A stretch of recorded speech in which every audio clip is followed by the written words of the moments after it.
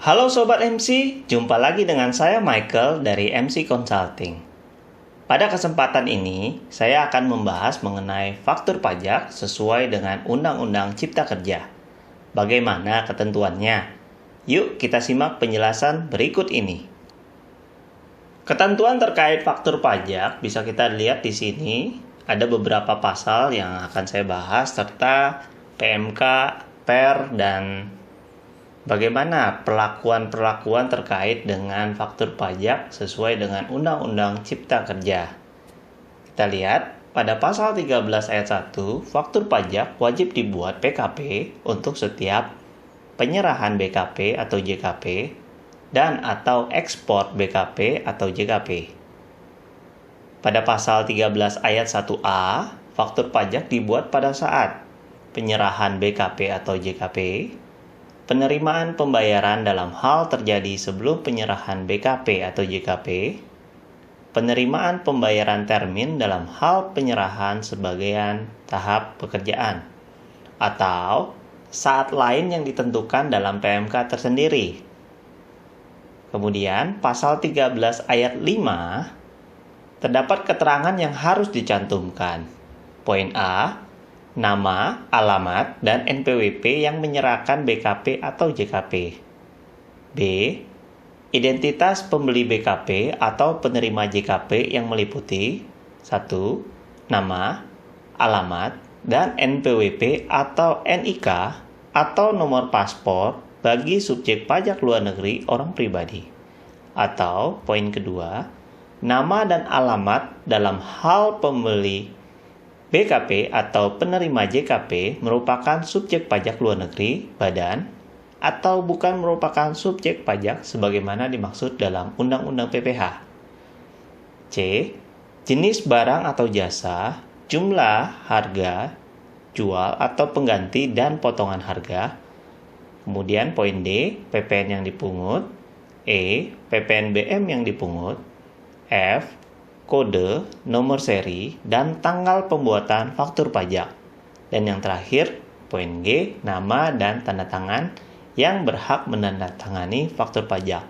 Nah, di pasal 13 ayat 5 ini, keterangannya cukup banyak ya. Jadi kita harus melihat bahwa ketentuan terkait faktur pajak sudah diperlengkapi di keterangan-keterangannya.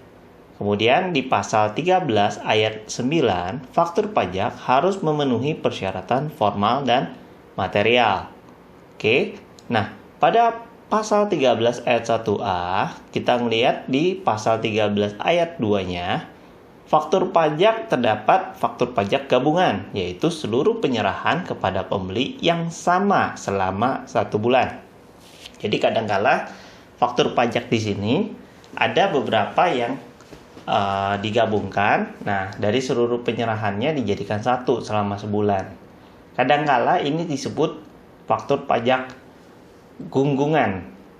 Jadi kalau kita beli barang atau jasa, nah biasanya kalau kita belinya secara tunai, nah faktur pajaknya khususnya untuk usaha retail ya.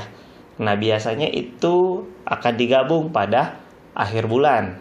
Jadi seluruh penyerahannya berapa kepada pembeli yang sama dalam 1 bulan. Nah, maka akan dijadikan satu pajak gabungan. Oke. Nah, kita lihat di sini ada PMK 151 garing PMK 03 garing 2013. Nah, di sini ada tata cara pembuatan, pembetulan atau penggantian pembatalan faktur pajak. Nah, sesuai amanah pasal 13 ayat 8 Undang-Undang PPN yang mengatur tata cara pembuatan faktur pajak, termasuk secara elektronik. Namun, kita juga melihat bahwa di Per 24 garing PJ garing 2012, faktur pajak secara umum, ya, di sini ada bentuk, isi, tata, cara pengisian, dan lain-lain. Sedangkan di Per 16 garing PJ 2014, kita akan melihat bahwa faktur pajak sudah berbentuk elektronik atau yang biasa kita lihat ini e-faktur. Nah, pasal 13 ayat 5A ini ditentukan bagi faktur pajak PKP pedagang eceran. Kemudian pasal 13 ayat 6 kita melihat bahwa dokumen tertentu yang kedudukannya dipersamakan dengan faktur pajak. Maka di sini diatur di Per 13 garing PJ garing 2019. Sedangkan pasal 16E khusus untuk faktur pajak yang biasanya kita gunakan untuk VAT refund. Ya, jadi ini faktur pajak khusus pada pasal 16E yang diatur di PMK 120 garing PMK 03 garing 2019. Stay tune terus di channel Michael Consulting dengan cara like, subscribe, and share.